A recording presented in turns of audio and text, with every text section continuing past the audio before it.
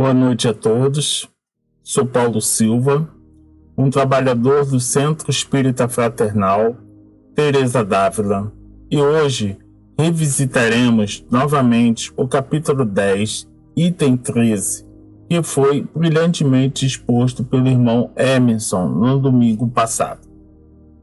Não devemos ignorar que a leitura e a releitura dos ditos de Jesus sempre nos acrescentam novos olhares e descobertas.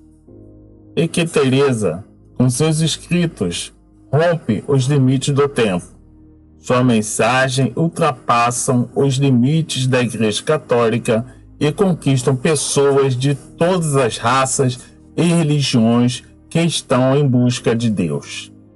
E uma das melhores formas de compreendê-la é procurar ler seus escritos em atitude de simplicidade, sendo que ela fala mais ao coração que à inteligência.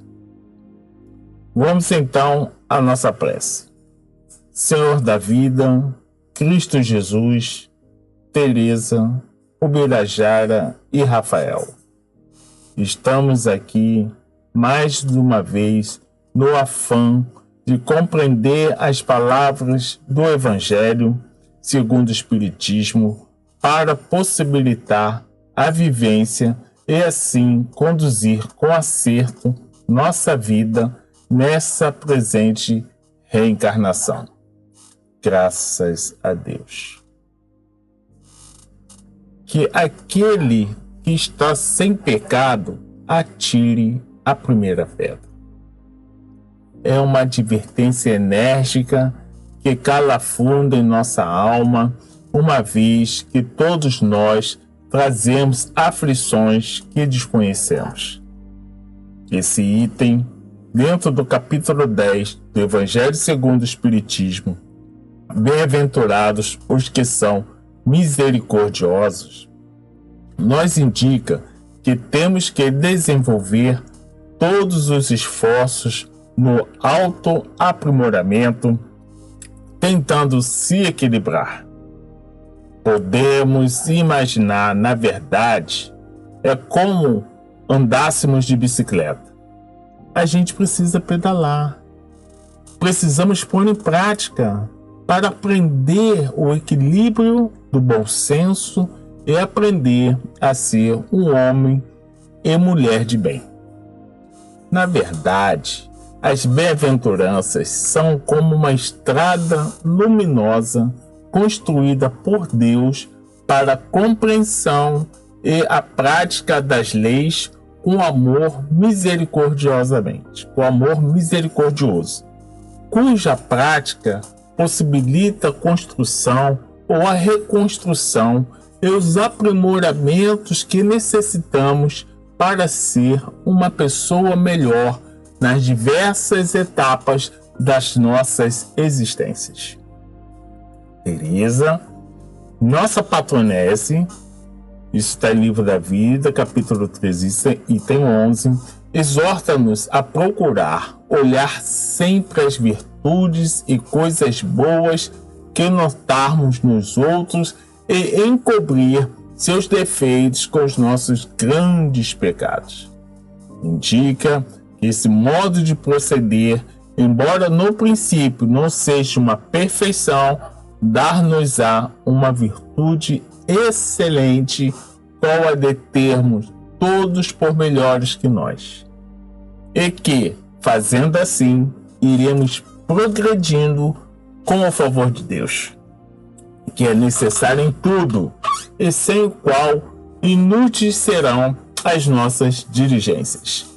E que supliquemos ao Senhor que nos dê essa virtude e esforcemo-nos de nossa parte, pois a Ele ninguém falta.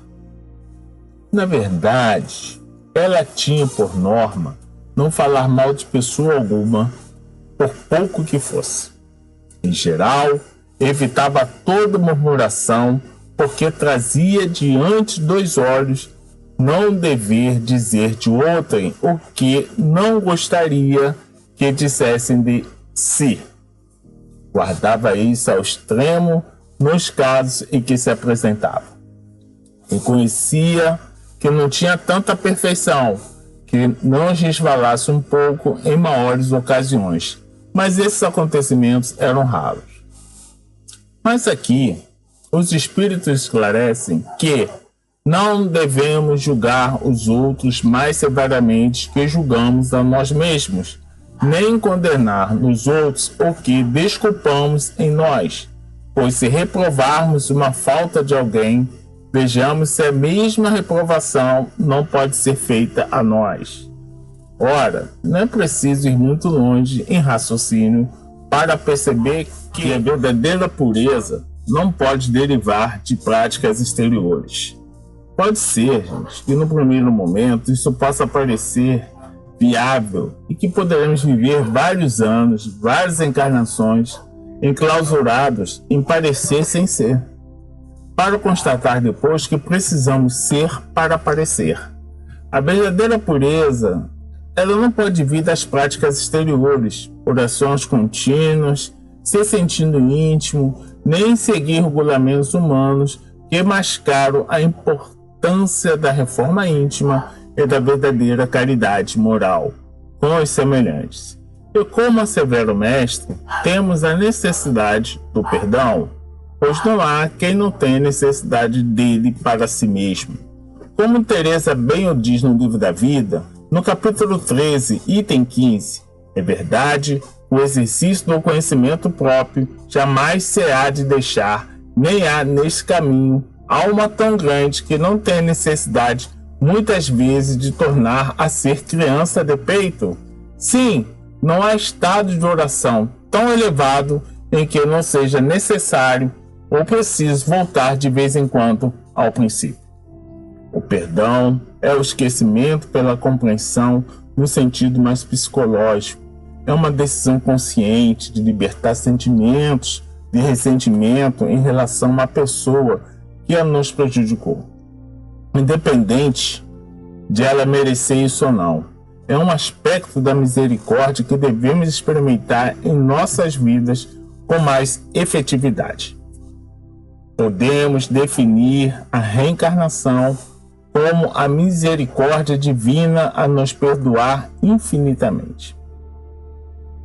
A justiça é a lei com rigor, a misericórdia é a lei com amor, pois é o coroamento da justiça, vez que, conforme Jesus nos demonstrou que ele esteve entre nós, quer dizer, quando ele esteve entre nós, que quando a lei é envolvida com amor, é sábia e prudente. Vejamos, perdoai para que Deus vos perdoe. Como você pode perdoar sem brandura e indulgência? É o exercício da benevolência, indulgência e perdão em ação em nós o tempo todo da nossa vida. O perdão é um remédio para a alma, pois liberta, corta os grilhões. Em resumo, a caridade, benevolência para com todos, indulgência para com as imperfeições dos outros, perdão das ofensas, sintetiza todos os deveres do homem para com o próximo, pois dá conta de todos os aspectos da interseção do homem com o seu próximo, aspecto mais representativo da palavra caridade, especialmente a caridade moral, conforme a resposta da questão 886 do Livro dos Espíritos, e isso nunca é demais repetir. Devemos ter extremo cuidado ante a censura lançada à conduta de alguém, uma vez que só Deus pode julgar. Ninguém está apto para julgar quem quer que seja moralmente. Primeiro, pela falta de equilíbrio, desde que estamos em desencontro com a nossa própria consciência. É extremamente temerário, mesmo assim,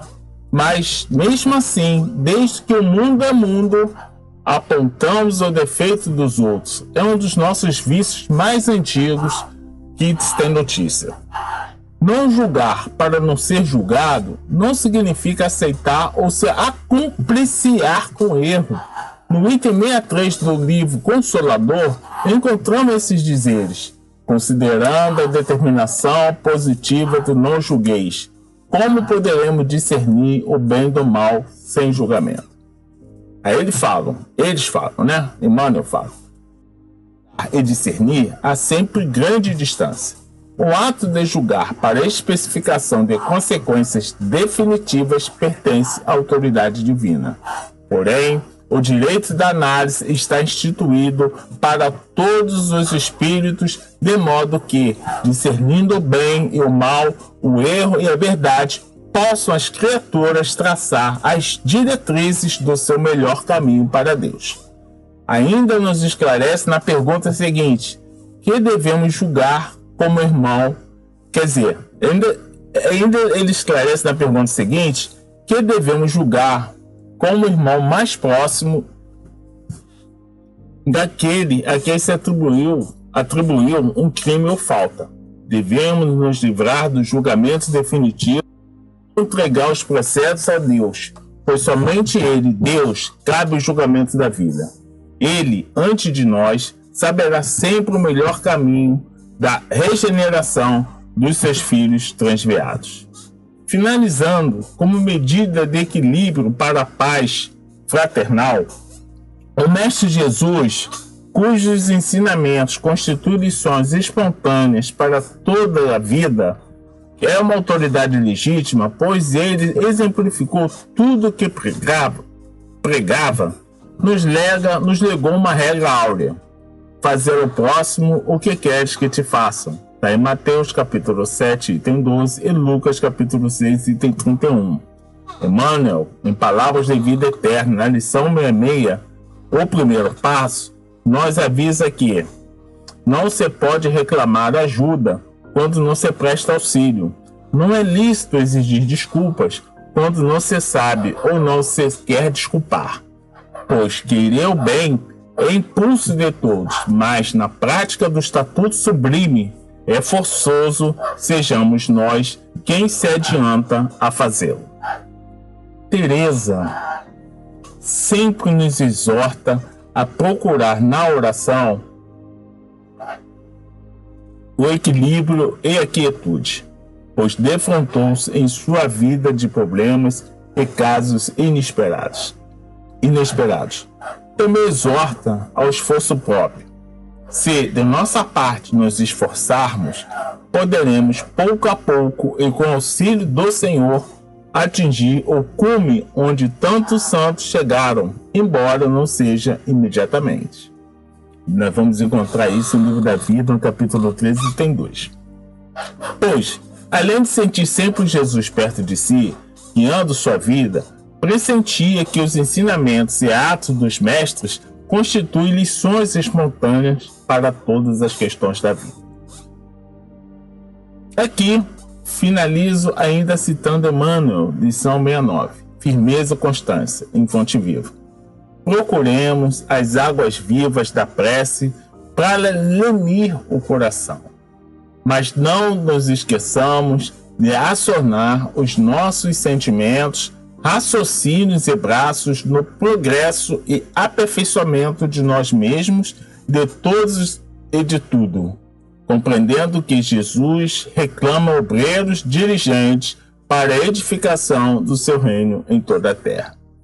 Oremos. Agradeço a sublime inspiração proporcionada pelos gestores do Centro Espírita Fraternal Teresa d'Ávila na condução desse ligeiro estudo. Paz a todos, graças a Deus.